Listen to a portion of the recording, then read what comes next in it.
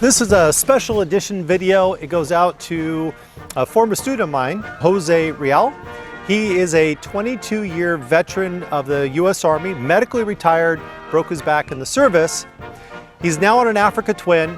He's riding again, even though he has very limited use of his left leg and his right arm. He doesn't have strength. And although he's able to grasp down, when he rotates his hand out, he can't close his fist and he's not able to rotate out beyond that. What he said, we just recently did a podcast together. What he said is he has to ride with friends because he's not able to fix a flat tire on the trail. And he only has one hand. So this is dedicated to Jose. I'm going to attempt to change a tire using only my left hand. My right hand can be used for leverage or movement, but I'm not able to close down on it, so I'm trying to replicate what he's able to do. Also, he says he's able to balance and sit on the tire and the rim. So if you're watching Jose, and I know you are, I'm going to try to go through this, and if I miss anything, let me know and we'll do this again. The tools I'm using today are the Motion Pro Bead Pro. These are the bead breaker, and they're a tire iron, and they're the same tool that Jose has on his bike.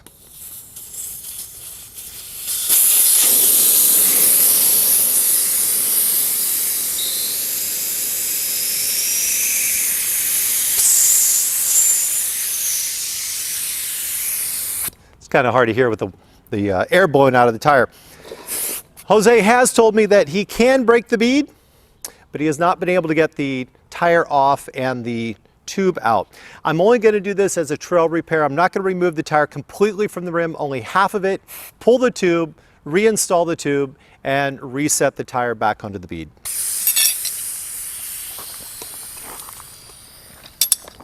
If you've never used the Motion Pros, these are a fantastic tool, overpriced, but unfortunately they're worth it. As long as you can see the words on the tool, then you know that they're all facing the same direction. There's a fork, which is how we get underneath the tire, between the tire and the rim, and then we have a leverage tool that goes with that. So what's going to happen here is I'll take the fork and I'm going to press it down as deep as I can. The first time I put this into position, I'm not able to get all the way back to the metal, and that's okay. Patience is what's key. Once the tools are together, I'm just going to press down. And even if I get a little movement, that's okay. So I'll press it as far as I can. I'll put the second tool in place. I'm just going to use my left hand. That's all Jose has to work with. And I'm going to continue to work all the way around until I can get that bead to come off. Again, patience is often useful. This is a 17-inch rim. It's a Mitas E07, which is renowned for having a very stiff bead, very difficult to get off. This is also a 5-year-old tire, which adds to the challenge. There we go. So the bead just broke, as you could see, and I'll just use my knees to push it all the way down, all the way around, flip the tire around, and then repeat and break the bead off the other side. Same thing. Now what I'm going to do here is I'm trying to get down and below. Again, this right arm, I'm not using any strength or hand. I'm just kind of holding things in position. I'm using my left hand to get the leverage to get underneath. This hand will put it in, actually, correction, I'll have to hold it with the right hand because you can do that with an open palm. Use my other hand to get it into position, or my left hand. And press down, and again,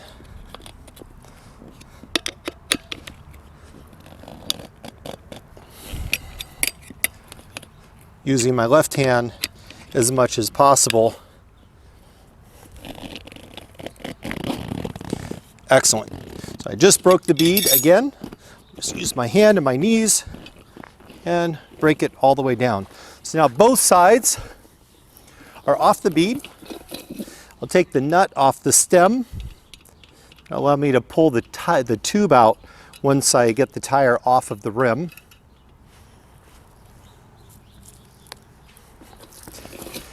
Now, when you work on one of these tires, if you have a a set of brake rotors, it's very important that you don't put weight down on the rotors. I can put weight on the outside rubber, so the inside of the tire doesn't have any real pressure down on it, or I can get my weight up where it's pressing down equal on both sides.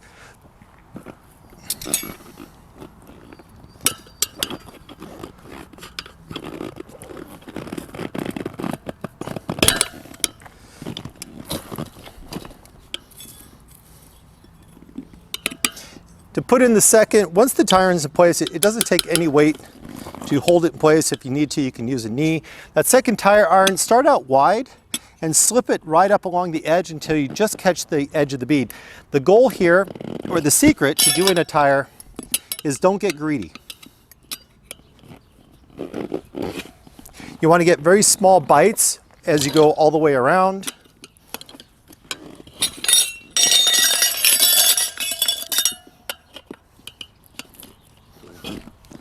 Again, trying to keep my right hand out of play here as much as possible.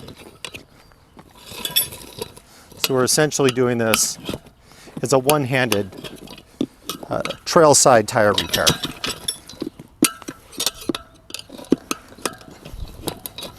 Perfect. We have the tire off the rim. All I do now is I reach in, the stem is on this side over here. I'm going to just reach inside the rim, grab a hold of the tube itself, and then tear the tube out. The last part, stand it up, and then the tire itself, what happens once it gets pulled off, the inner bead is going to sit right over the top of where that stem needs to come out. So if I press in just slightly on the tire, I can push up on that stem. That pushes it into the tire. And then from there, we're able to take out the tube. Now in this case, we go ahead and make a repair to the tube itself. Again, Jose's riding an Africa Twin, so it's a tube rear tire. This is a 17, he's on an 18, but otherwise very, very similar. Now the real challenge, what I'm going to assume, is going to try to get the tire back in, or get this stem back into position with one hand. Normally what I'll do is I get my hand up on the top edge of that stem so I can press down. I'll use the second hand, pry out on the bead so I can push down. But without having that second hand, I'm going to try something different. I'm going to try to get the whole tire inside, or the tube inside the tire. And once it's inside the tire, it's hard to remember not to use your right hand for anything significant. I'm just, again, kind of cupping underneath the tire here. I'm not really using the strength. I'm not closing the hand. The hard part will be getting that stem in place. So here's what I'm going to do. The hardest part is really getting the stem here through the hole in the rim, and because of the bead on the tire, you can't put it in the hole first. It's really difficult to do. So what I'm going to suggest doing is grabbing the tube and pulling the tube on the outside of the tire here. So this way the tube is inside the tire all the way around. If I just pull the stem out, this allows me to put it into the hole. Now this hard spot that goes around that stem is laying flat, and the bead can slide over the top of the tube. And then all I have to do is put it back together. So I'll take the nut for the stem. I'll just catch a couple of threads so as I'm manipulating the tire, the tube doesn't accidentally slide back in. Now to spoon it back on, I'm going to start with it, I'm going to put the stem towards me, and I'm going to put that tire over the bead on the side closest to me. This is the easiest place to pinch a tube, and there's a large section of rubber when you pull that stem through that kind of spreads the tube out. It's much more likely to get pinched. So I'm going to start on this side.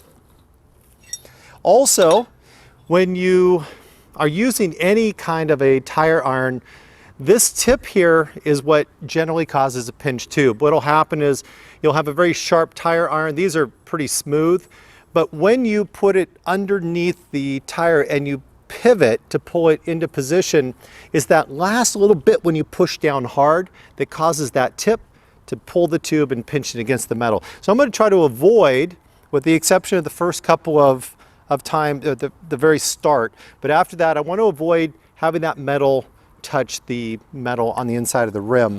That'll decrease my chances of pinching it quite a bit. So I'll set one tire iron just to the left of the stem, set another one just to the right of the stem, and I'll just work these in tandem. So one to the left, put my knee in position, that helps hold everything there. One to the right, again, put my knee in position. I'm on the outside edge of the tire, so I'm not putting any weight if I had a brake rotor or brake disc on this. I'm just going to work right to left. Each time I put the spoon onto the rim, I'm going to slip it underneath the larger gap in the tire so it's very easy to get underneath. I don't want to fight it. Now I'm going to slide it into position, and each time I'm going to take very small bites. So once it goes underneath, or the tire iron leverages underneath, I'm going to put my knee into position, left side, right side, left side. Now as I'm moving forward, I'm still not putting a lot of pressure down. Again, hoping that if I have a disc, I'm not going to damage it. I've been doing this for a lot of years. I have a rider school and I've done thousands of tires. I've never bent a brake rotor. So left and right all the way around. As I get closer to the finish, I'm going to reach underneath and make sure that that tire hasn't slipped up onto the bead. It'll make it too tight to actually pull that last piece over. That last piece of the tire. I'm starting to get near the end. What happens as I get closer to the end, again, it's left only, is this gap underneath the tire is going to become a lot harder to get a tire iron underneath. So I would always want to have both my tire irons in position so I can go with one side as I push it over, and then the other one's already in position. That way I'm not pushing down so hard here. And then it's in, there we go. Tires on the rim, primarily left hand only. At this point, all we have to do is inflate the tire, set the bead, throw it back on the bike.